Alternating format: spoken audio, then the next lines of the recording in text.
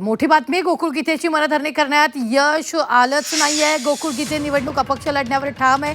गिरीश महाजन, उदय सामंत आणि दादा भुसेंसोबत विमानतळावर बैठक झाली, तरी सुद्धा गोकुळ गीते अपक्ष लढण्यावर ठाम आहे. सामंत महाजनांना गीतेंची समजूत काढण्यात अपयश आलेलं आहे. गोकुळ गीते उद्यापर्यंत पाठिंबा देतील असा गिरीश महाजनांनी विश्वास व्यक्त केलेला आहे.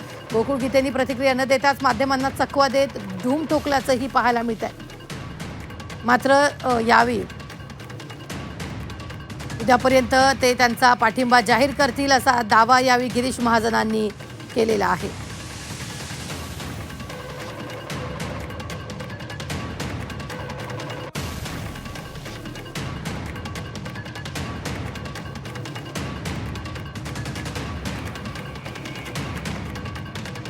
तर आपण ही मोठी बातमी पाहतोय. गोकुळ गीते त्याची मनधरणी करण्यात अपयशी ठरलेले आहेत.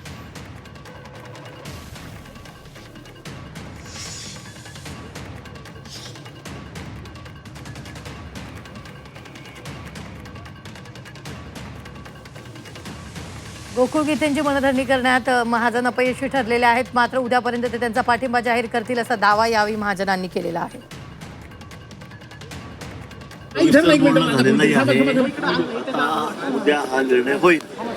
उद्या पुन्हा एकदा निर्णय होणार आहे भाऊ. निर्णय सकारात्मक आहे का नकारात्मक आहे? सकारात्मक निर्णय उद्या होईल. गोकुळ गीते यांनी काही अटी ठेवल्या आहे का? कुठली अटी शर्त त्याला काय शर्त आहे? खाली ठेव त्याची कुठली अट शर्त नाही आहे. ते वाटतं फक्त मी निवडून देतो आहे, मला लोकांचा पाठिंबा आहे. पण मी सांगितलं महायुती आहे, आपल्याला असं करता येणार नाही. त्यामुळे मी त्यांना आता सांगितलेलं आहे